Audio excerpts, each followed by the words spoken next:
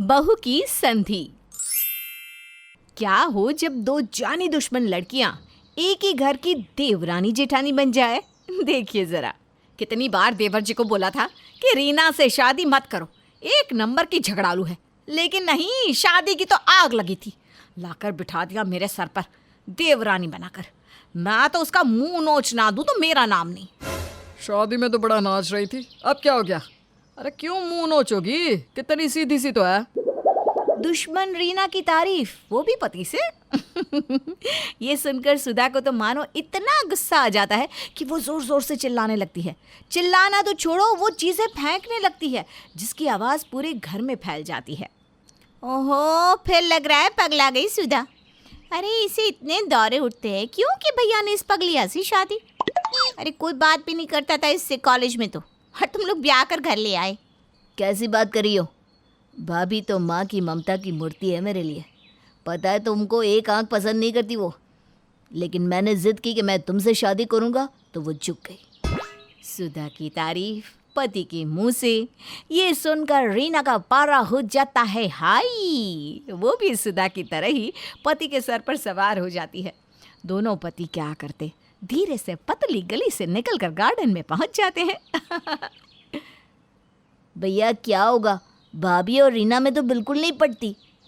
और क्या भाई, दोनों एक दूसरे के खून की प्यासी है, क्या किया जाए। चलिए भैया, दोनों में दोस्ती करा देते हैं, दोनों साथ रहेंगी अच्छे से तो हमारा जीवन शांति भरा बन जाएगा।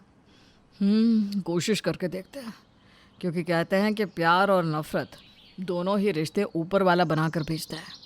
क्या पता ऊपर वाला ही ना चाहता हो कि दोनों मिलकर रहे। क्या भैया उल्टी बात करेंगे आप, हैं? कोशिश करके देखते हैं ना। चलिए मैं ही कोशिश करता हूँ।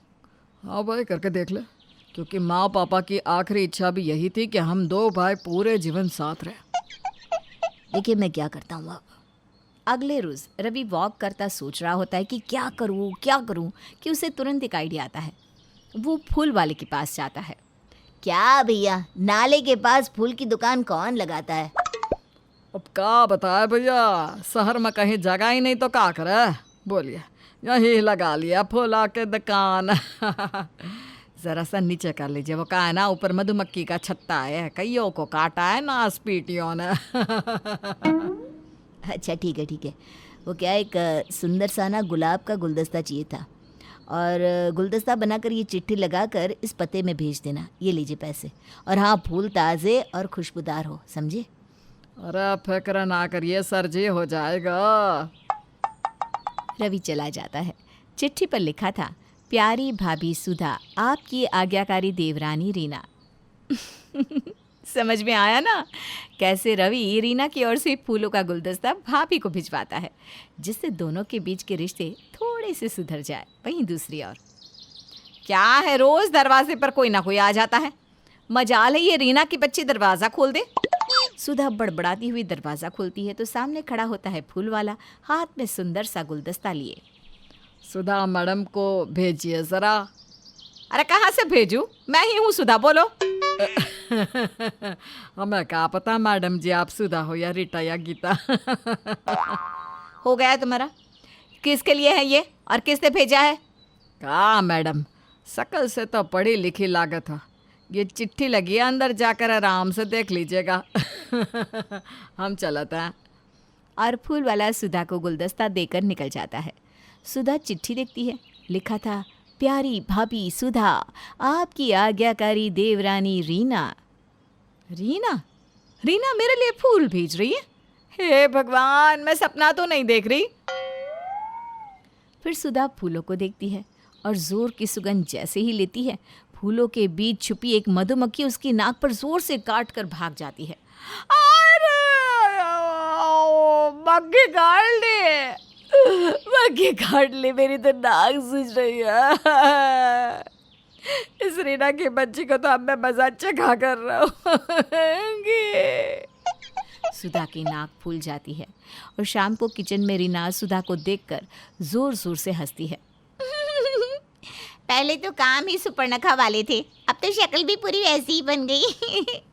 कल मिन्नी की शादी में ये शक्ल लेकर जाओगी। सुधा को गुस्सा तो खूब आता है, लेकिन क्या करती।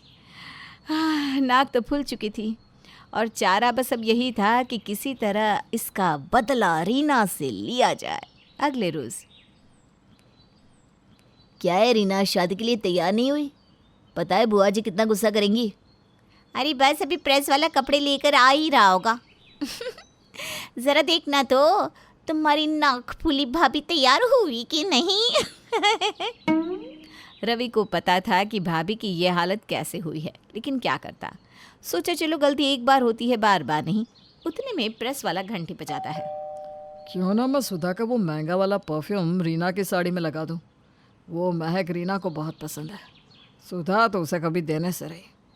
राकेश सुधा का परफ्यूम रीना की साड़ी में डाल देता है, लेकिन ये क्या, उसे क्या पता था कि रीना की साड़ी का कपड़ा परफ्यूम से रंग छोड़ देता है शादी में।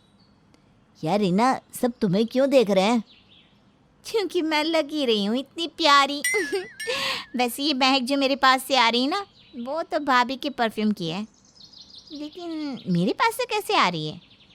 पीछे सुधा जोर जोर से हंस रही थी। रीना पलटकर देखती है तो सुधा बुआ सास के साथ खड़ी होकर हंस रही थी। क्या हो गया? अरे तेरे पीछे से सारे के सारे साड़ी का रंग उड़ चुका है। काम वाली लग रही हो पीछे से। अरे कम से कम परफ्यूम तो ना लगाती। पता नहीं कि इस कपड़े में परफ्यूम नहीं लगता। परफ्यूम तो मैंने लगाया ही नहीं। किससे लगाया मेरी साड़ी में परफ्यूम? कितनी महंगी साड़ी थी और लोग देखो कैसे देख रहे हैं, जैसे मैं कोई पुरानी फटी कटी साड़ी पहन कर आ गई हूँ। परफ्यूम तो मेरा ही है बुआ जी, लेकिन आप तो जानती है इस पागल को मैं अपनी एक सुई भी ना दूं। हजारों का परफ्यूम तो दूर की बात है। दोनों देवरानी जिठानी घर आ जाती है।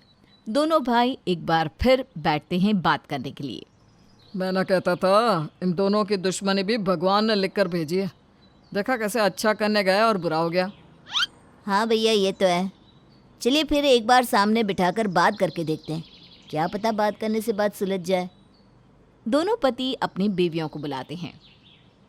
देखो रीना, तुम और भाभी मिलकर रहो। वो क्या है कि घर में सास तो है नहीं जो तुम्हारी कोई भी बात पर तुम्हें रोक टोक करे, लेकिन भाभी बड़ी हैं तो तुम्हें उन्हीं को सास समझना चाहिए। और सुधा, तुम भी बड़ी हो तो बड़ों जैसे रहा करो ना। आखिर तुम दोनों के बीच प्रॉब्लम क्या है ये डिस्कस करो। मैं हूं ना, इनफैक्ट हम है ना, हम सपोर्ट करेंगे। भूल जाओ पुरानी बातों को।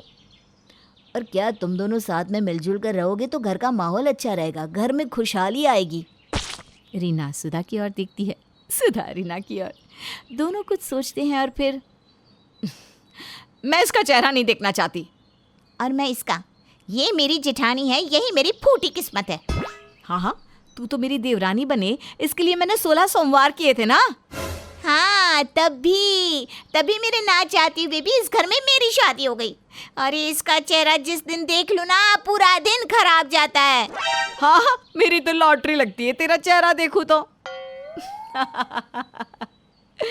रवि और राकेश सर पकड़ लेते हैं, समझ जाते हैं कि इन दोनों की संधि कभी नहीं हो सकती।